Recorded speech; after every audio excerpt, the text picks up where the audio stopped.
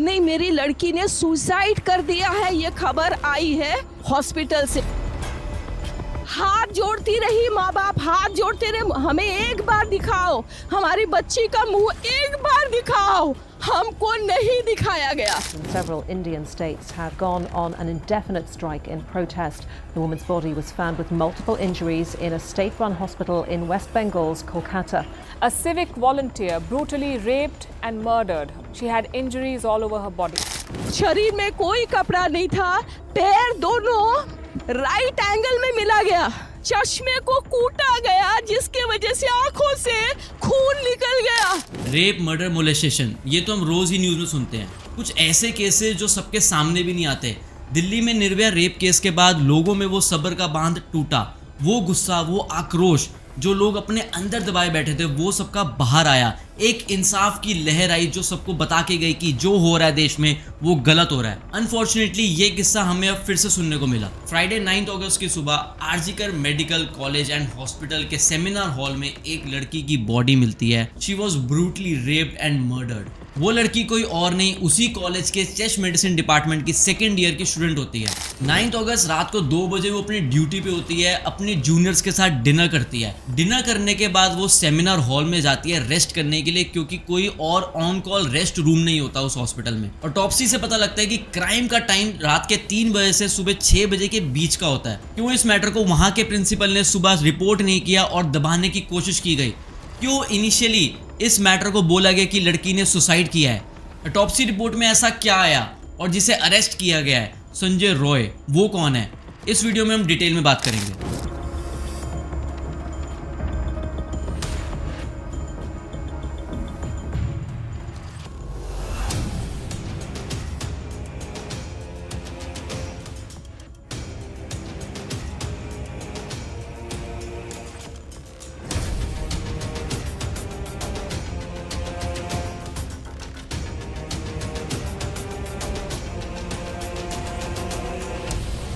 संजय रॉय एक civic volunteer जिसको arrest करा गया।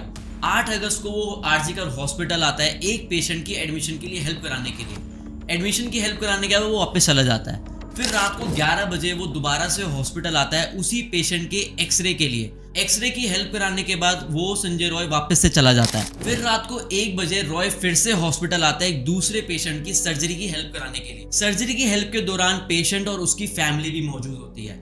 हेल्प कराने के बाद वो और एक पेशेंट का रिलेटिव हॉस्पिटल के बैक साइड पे जाके अल्कोहल कंज्यूम करते हैं। 1 से 3 बजे के दौरान वो अल्कोहल कंज्यूम करता है और उस रिलेटिव के साथ जिसके साथ वो अल्कोहल कंज्यूम कर रहा होता है उसको वो टैक्सी करा के घर भेज देता है। फिर 3 बजे वो हॉस्पिटल के चेस्ट मेडिसिन डिपार्टमेंट के 3rd फ्लोर पे जाता है और सेमिनार हॉल एंटर करता है जहां पे वो फीमेल डॉक्टर रेस्ट कर रही होती है अपने जूनियर्स के साथ डिनर करने के बाद। वो उस डॉक्टर को वहां पे अकेला देख उसके साथ बदतमीजी करता है, रेप करता है और फिर मर्डर कर देता है। मॉर्निंग में डॉक्टर के फादर को कॉल किया जाता है और बोला जाता है कि आपकी बेटी ने सुसाइड कर लिया है। लेकिन जब फादर हॉस्पिटल पहुंचते हैं और अपनी बेटी की बॉडी देखते हैं तो वो समझ जाते हैं कि ये सुसाइड नहीं, ये मर्डर है। और उन्हें ये समझ नहीं आता कि हॉस्पिटल इस केस को दबाने की क्यों कोशिश कर रहा है। 10 अगस्त 2024 संजय रॉय को रेप और मर्डर के चार्जेस के लिए अरेस्ट कर लिया जाता है। और फिर इन्वेस्टिगेशन से पता लगता है कि 2 साल पहले भी रॉय ने अपनी 3 मंथ प्रेग्नेंट वाइफ पे असॉल्ट किया था जिसपे कोई एफआईआर नहीं होती है, सिर्फ एक जर्नल डायरी एंट्री होती है और रॉय पे उस टाइम पे कोई एक्शन भी नहीं लिया जाता है। पुलिस को संजय रॉय के फोन से फोटोज और वीडियोस मिलती हैं जिससे पता लगता है कि he was a womaniser. Kolkata police officers कहते हैं कि ये क्राइम रोका जा सकता था अगर 2022 में रॉय के अगेंस्ट प्रॉपर एक्शन लिया गया होता। ऑटोप्सी से पता लगा कि विक्टिम को काफी मल्टीपल इंजरीज हुई। उसका गला ऐसे दबाया गया कि उसकी थायराइड कार्टिलेज भी टूट गई। फेस पे स्क्रैच, आईज और माउथ से bleeding, she suffered a lot. और लेटेस्ट रिपोर्ट से ये पता लगा कि Roy was not alone, it was a gang rape. ये जो रेप और मर्डर हुआ है ये एक इंसान नहीं कर सकता है। और जो सीमेन एनालिसिस हुआ है हमारे विक्टिम के वेजाइना में, उसमें 2 से 3 लोगों के सीमेन आए हैं। तो हमें चाहिए कि पुलिस और अथॉरिटीज पहले तो ट्रैक करे जिन्होंने भी ये दुष्कर्म किया है, उसके बाद एवरीवन शुड बी हैंग्ड। इस इंसिडेंट के बाद नेशन वाइड प्रोटेस्ट होते हैं। स्टूडेंट्स, डॉक्टर सारे मिलकर प्रोटेस्ट करते हैं और जस्टिस डिमांड करते हैं। The federation of residents doctor association फोडा उन सारे ऑफिशियल्स का रेजिग्नेशन डिमांड करते हैं जो एक ऑन ड्यूटी फीमेल डॉक्टर की डिग्निटी और लाइफ नहीं प्रोटेक्ट कर पाए। ओपीडीज, ऑपरेशन थिएटर और सारी वार्ड ड्यूटीज बंद कर दी जाती हैं और बोला जाता है जब तक इस डॉक्टर को इंसाफ नहीं मिलेगा तब तक ये वापस रिज्यूम नहीं होगा। और ये भी डिमांड किया जाता है कि जितने डॉक्टर्स प्रोटेस्ट कर रहे हैं उनके साथ कोई भी मिसट्रीटमेंट नहीं होगा।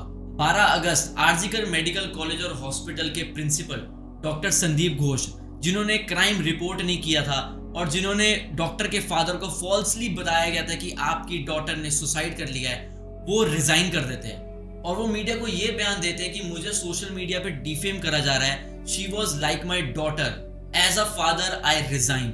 लेकिन 4 घंटों के अंदर ही he was appointed as a principal of another medical college in Kolkata. इससे स्टूडेंट का गुस्सा बहुत बढ़ जाता है और कैलकाटा नेशनल मेडिकल कॉलेज जहाँ के वो प्रिंसिपल अपॉइंट होते हैं, वहाँ के स्टूडेंट्स प्रिंसिपल ऑफिस के आगे बैरिकेड लगा देते हैं ये कह के कि जो प्रिंसिपल एक कॉलेज में स्टूडेंट्स की, डॉक्टर्स की सेफ्टी नहीं प्रोवाइड कर पाया, वो हमारे कॉलेज में आके कैसे सेफ्टी प्रोवाइड करेगा। स्टूडेंट डॉक्टर्स का आउटरीच देखते हुए नेशनल मेडिकल कमीशन NMC, जो union health minister JP Nadda के अंडर आती है, वो सारे मेडिकल कॉलेजेस और इंस्टीट्यूशन को एक सेफ वर्किंग एनवायरनमेंट बनाने का ऑर्डर देती है, जिसमें CCTVs, कॉरिडोर्स में प्रॉपर लाइट्स, सिक्योरिटीज और काफ़ी कुछ। अब ये केस CBI के पास चला गया है और हाई कोर्ट के ऑर्डर के बाद CBI ने स्टेट पुलिस से सारी फाइल्स ले ली हैं और इन्वेस्टिगेशन शुरू कर दी है। ऑल्दो पहले ममता बनर्जी ने अल्टीमेटम दिया था कि ये केस संडे तक सॉल्व नहीं हुआ तो CBI को ट्रांसफर कर देंगे, लेकिन हाई कोर्ट वेट करने के लिए रेडी नहीं थी। प्रिंसिपल के रवैये से खुश ना होकर और रॉय के पुलिस कनेक्शन, ये भी एक रीजन था कि केस लोग नहीं चाहते थे कि कोलकाता की पुलिस हैंडल करे, और साथ साथ जैसे पहले सुसाइड का एंगल दिखाने की कोशिश भी की गई। ये सारे रीजन थे कि CBI ही हैंडल करे इस केस को तो ही बेहतर होगा।